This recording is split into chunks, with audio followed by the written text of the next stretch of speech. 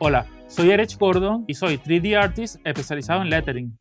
He trabajado prácticamente en todos los ámbitos del diseño para diferentes marcas y clientes, pero fue mi pasión por el lettering digital y el 3D lo que me llevó a ser premiado por el Festival Internacional LAT Award.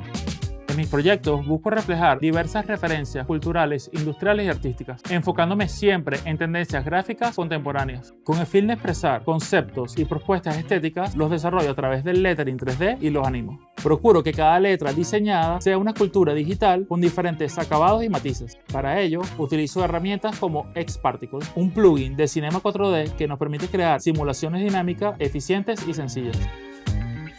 En este curso de doméstica aprenderás a crear tipografías en 3D animada con el plugin X-Particle en Cinema 4D. Como proyecto final, aprenderás a crear un lettering digital tridimensional con simulaciones de fluidos.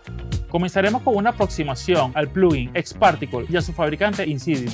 Después haremos un primer tour por la interfaz del programa donde conoceremos cómo funcionan los emisores o emitters. Escogeremos las fuentes para el proyecto final, haremos un boceto y conoceremos cómo los emitters y los noise hacen buena combinación trabajando juntos con partículas. Más tarde conoceremos cómo usar las dinámicas y empezaremos a diseñar las letras para nuestro proyecto final.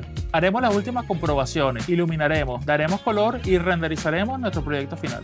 Al terminar este curso sabrás personalizar y animar tus letras tridimensionales con X-Particle. Para seguir mis pasos, es importante que tengas conocimientos previos en Cinema 4D y conocimientos básicos de After Effects, Photoshop o Illustrator para el retoque final de la imagen. También te hará falta un ordenador potente con los software instalados.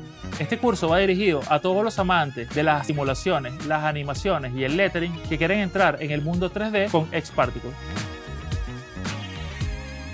Da vida y carácter a las letras con X-Particle.